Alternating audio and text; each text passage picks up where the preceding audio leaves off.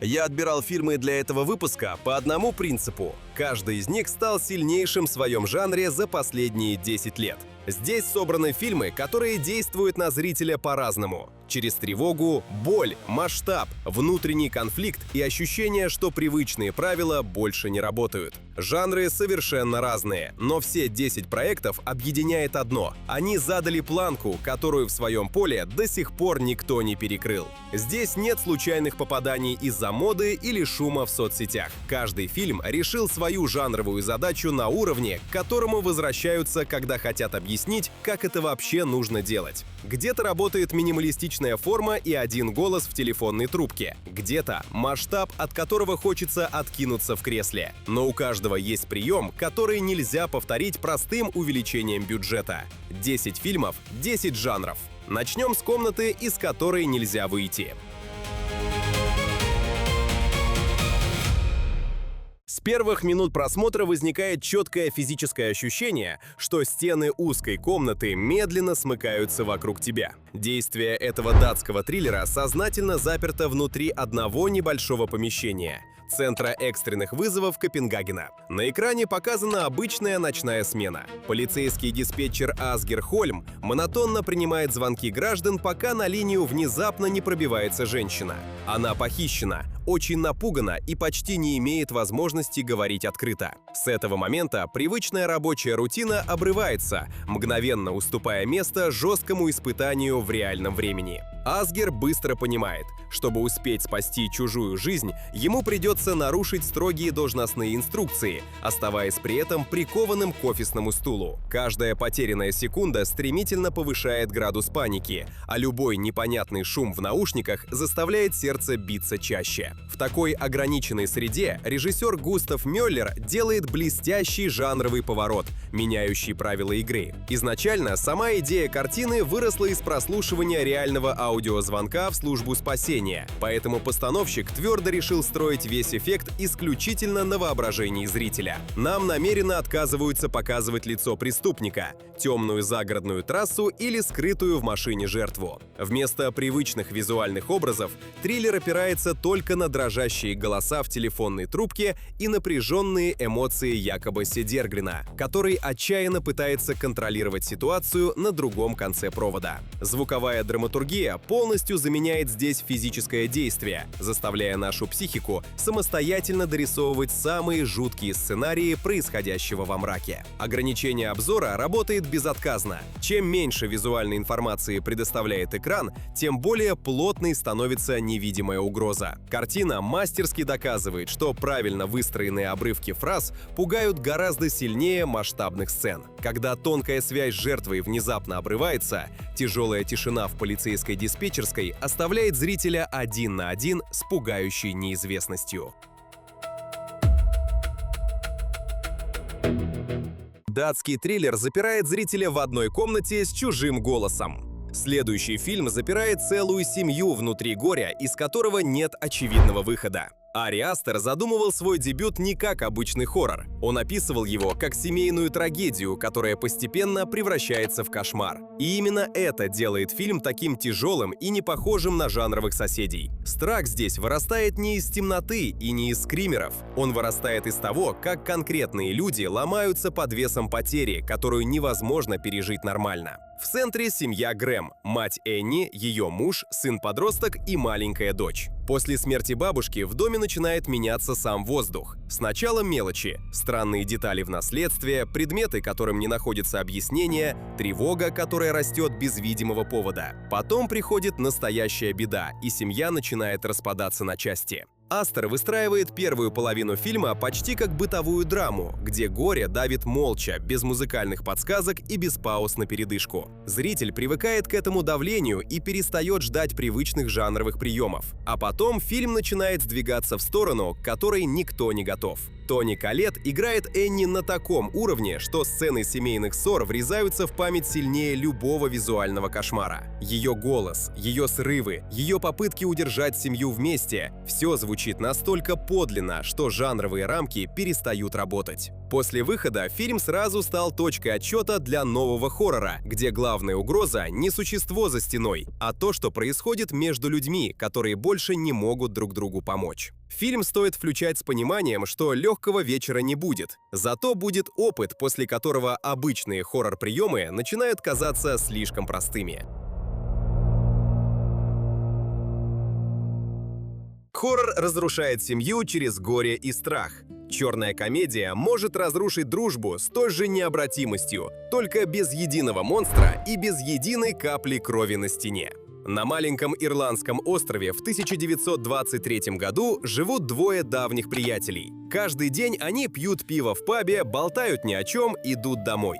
Однажды утром один из них сообщает другому, что больше не хочет с ним разговаривать. Без ссоры, без повода, который можно назвать вслух. Просто хватит.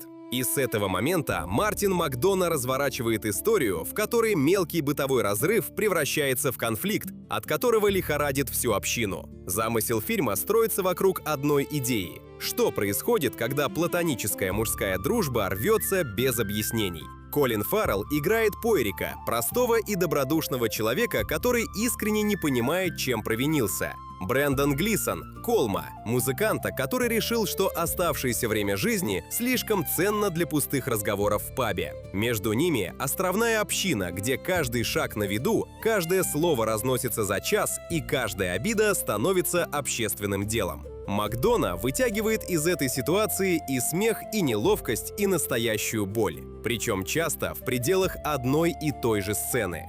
Вымышленный остров Инишерин собран из реальных ирландских локаций. Инишмор, остров Ахилл, каменные стены, низкое серое небо и океан, который отрезает героев от большой земли. Эта география работает одновременно как декорация и как ловушка. Бежать некуда. Игнорировать друг друга на таком маленьком острове невозможно. А упрямство обоих нарастает до точки, после которой смеяться уже неудобно.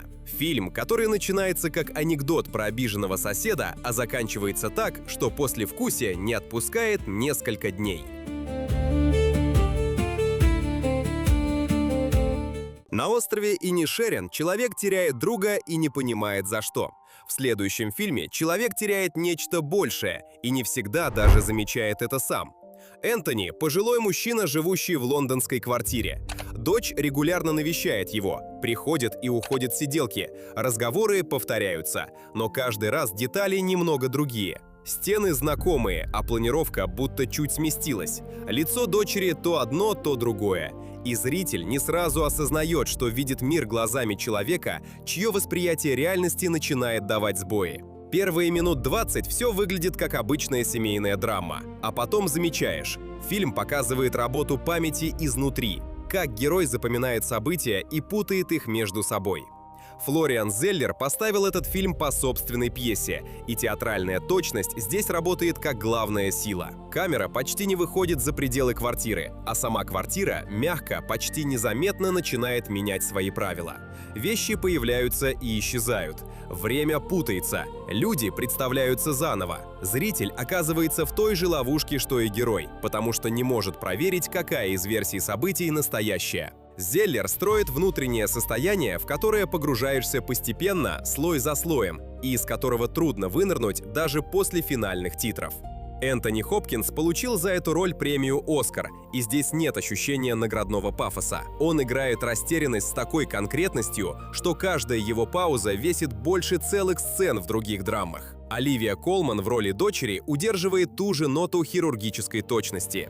Фильм также отмечен «Оскаром» за адаптированный сценарий, и награда здесь абсолютно заслужена. Структура в этом фильме – способ заставить зрителя физически почувствовать, каково это, когда привычный мир начинает ускользать прямо из рук.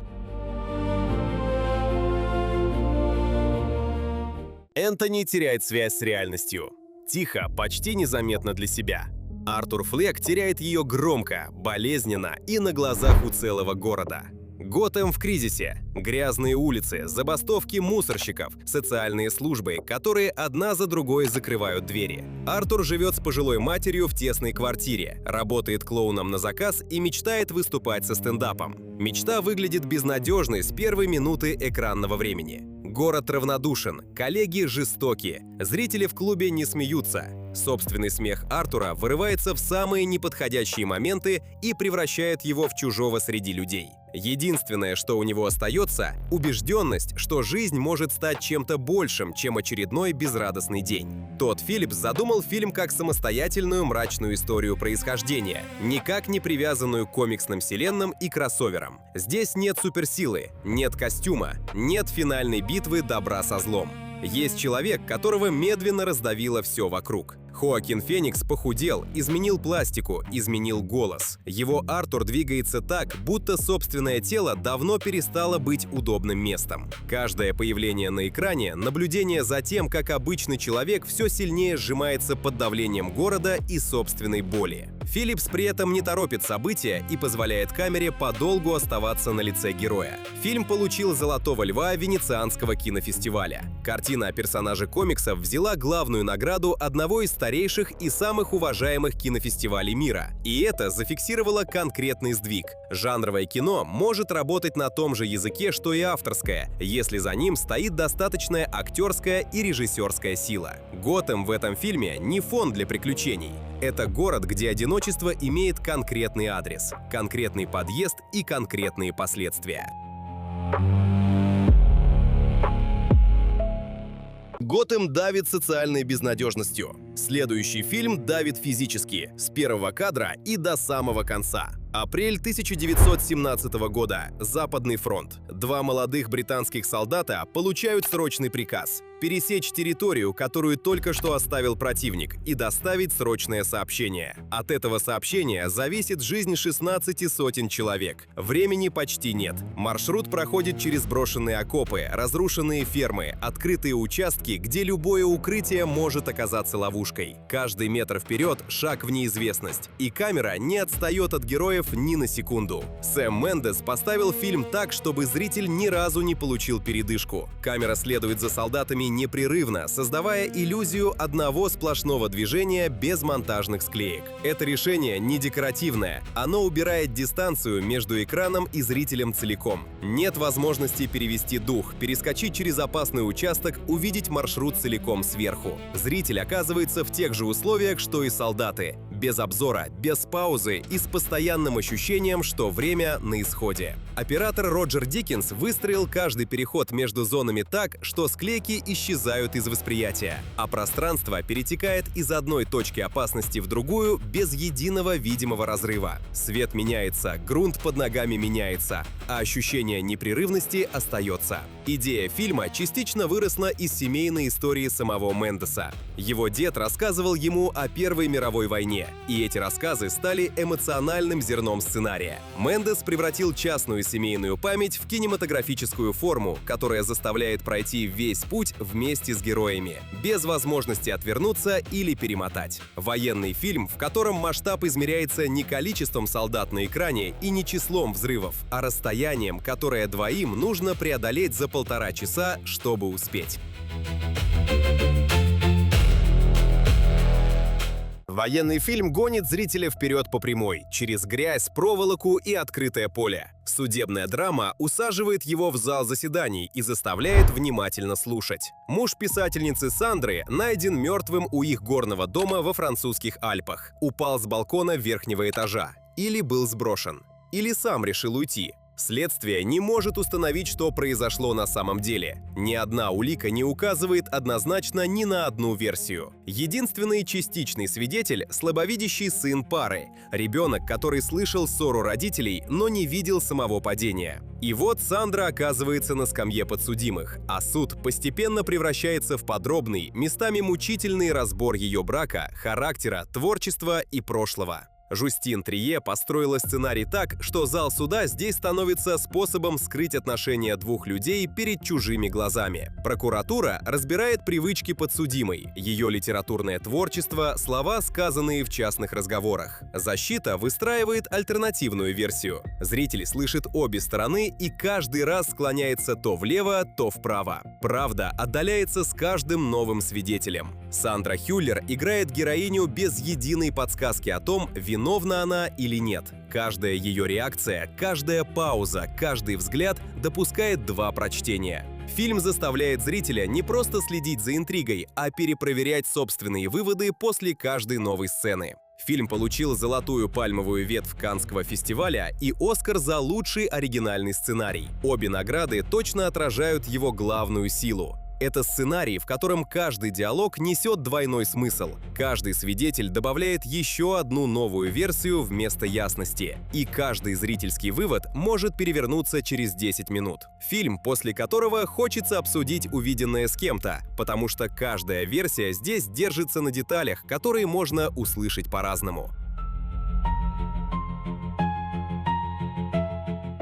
После зала суда выпуск резко меняет дыхание. Теперь напряжение измеряется перегрузкой, скоростью и высотой. Пит Мэверик Митчелл возвращается к тому, что умеет лучше всего — летать. На этот раз его задача — подготовить группу молодых пилотов к миссии, которая на бумаге выглядит почти невыполнимой. Маршрут сложный, допуски минимальные, времени на тренировки в обрез, а ошибка на такой скорости не прощается. И Мэверик понимает, что учить придется не по учебнику, а показывая на собственном примере, чего стоит каждое решение в кабине на высоте нескольких тысяч метров. Том Круз настоял на решении, которое определило весь фильм. Для воздушных сцен актеры находились в реальных кабинах военных самолетов во время настоящих полетов. Камеры крепились прямо внутри кокпитов, и каждая перегрузка, каждый вираж, каждый выдох пилота — настоящие. Актеров готовили месяцами, чтобы они выдерживали нагрузку и могли работать перед камерой в условиях реального полета. Режиссер Джозеф Косински строил съемку так, чтобы зритель физически чувствовал разницу между графикой и живым полетом. Эта разница видна с первой воздушной сцены. Лица актеров меняются от давления, тела вжимаются в кресло, горизонт крутится за стеклом кабины. Фильм вышел спустя 36 лет после оригинала, и у него были все шансы остаться ностальгическим приложением к 80-м. Вместо этого получился полноценный экшен, который работает и без знания первой части. Здесь нет ставки на воспоминания, есть конкретная миссия, конкретная команда и конкретное ощущение полета, которого в таком виде до этого не было на большом экране. Круз доказал, что экшен может быть убедительным без компьютерной подмены. Экшен, в котором тело реагирует на скорость раньше, чем голова успевает осмыслить происходящее в кадре. После скорости истребителя масштаб становится другим. У Нолана напряжение рождается из научной гонки и самой материи изображения. Кристофер Нолан снял историю создания атомной бомбы так, будто формат съемки задает изображение, масштаб, внутренний ритм и саму эмоциональную плотность всего рассказа. В центре фильма Джей Роберт Оппенгеймер, физик-теоретик, который собрал команду ученых в Лос-Аламосе и довел Манхэттенский проект до результата, навсегда изменившего мир. Вокруг него военные, политики, коллеги, у каждого из которых свои мотивы и свой уровень готовности нести последствия. Фильм основан на биографической книге «Американский Прометей» и охватывает путь от научного замысла, полного амбиций и уверенности, до момента, когда ответственность за содеянное начинает давить сильнее любого внешнего давления. Киллиан Мёрфи играет Оппенгеймера как человека, который видит цель ясно, но постепенно перестает быть уверенным, что хочет до нее дойти. Эта внутренняя трещина проходит через весь фильм и задает его эмоциональный ритм. Нолан разворачивает этот процесс через детали, взгляды, паузы в разговорах, сомнения, которые герой прячет даже от самого себя, почти без слов. Для съемок компания Kodak специально изготовила черно-белую крупноформатную 65-миллиметровую пленку, которая до этого проекта вообще не существовала. Нолан хотел, чтобы субъективные сцены и хронология политических слушаний выглядели принципиально иначе, чем основное повествование, и создал для этого отдельный визуальный слой. Зритель считывает переключения между временными линиями по самой текстуре кадра, без дополнительных поясняющих титров. Это решение превратило пленочный формат из технической характеристики в полноценный инструмент драматургии, который зритель считывает интуитивно, без пояснений. Фильм, в котором масштаб истории и масштаб производства совпали настолько точно, что одно стало невозможно представить без другого. Нолан выстроил масштаб через реальную пленку и физику научной гонки. Дени Вильнёв выстроил его через целую планету. Арракис — бескрайняя пустыня, покрытая песком и насыщенная веществом, ради которого воюет вся галактика. Пол Атрейдес, потерявший семью и дом в первой части, теперь живет среди фриманов и учится быть одним из них. Перед ним выбор между личным выживанием и ролью, которую ему готовы отвести миллионы людей. Пустыня вокруг бесконечна, но пространство для маневра сужается с каждым прожитым днем. Фильм продолжает масштабную экранизацию романа Фрэнка Герберта, которую Вильнёв начал первой частью. Герберт написал книгу, которую десятилетиями считали неэкранизируемой. Слишком сложный мир, слишком много политических и религиозных слоев, слишком мало привычных жанровых опор для массового зрителя. Вильнёв и сценарист Джон Спейтс взяли этот текст и превратили его в фильм, который не упрощает источник, а переводит его плотность в визуальный и звуковой ритм. Песчаные бури, подземные укрытия, ритуалы, которые ощущаются как реальная культура со своей логикой и иерархией, а не как набор экзотических декораций для фона. Каждая деталь мира продумана так, что Арракис воспринимается как место, которое существует за пределами кадра. Вторая часть увереннее первой. Темп выше, ставки яснее, а герой перестает быть наблюдателем и начинает принимать решения, от которых зависят судьбы целых народов. Вильнёв снимает пустыню так, что она одновременно пугает и притягивает. Пространство здесь напрямую формирует тактику, определяет решения и задает постоянное ощущение уязвимости. Это фантастика, в которой масштаб мира заставляет героя расти, а не теряться среди спецэффектов. Именно этот баланс между зрелищем, политической глубиной и живой человеческой историей одного героя делает фильм точкой, к которой еще долго будут возвращаться, когда говорят о крупной фантастике. Хорошая подборка всегда проверяется просто. После нее хочется что-то сразу включить. И в этой десятке как раз есть это чувство. Здесь собраны фильмы очень разного масштаба и настроения, но каждый из них оставляет после себя ясный след. Где-то это тревога, которая держится на одном голосе, где-то боль, которую трудно забыть, где-то скорость, простор, внутренний конфликт или ощущение большого мира, в котором человеку приходится делать тяжелый выбор. Поэтому выбирать здесь самый сильный фильм сложно. У каждого будет свой ответ, потому что каждый из этих проектов цепляет по-своему. Если что-то из списка вы еще не видели, присмотритесь. Возможно, именно там окажется ваш следующий сильный фильм на вечер. Напишите в комментариях, какой фильм из десятки произвел на вас самое сильное впечатление. Подписывайтесь на канал, чтобы не пропустить следующий выпуск.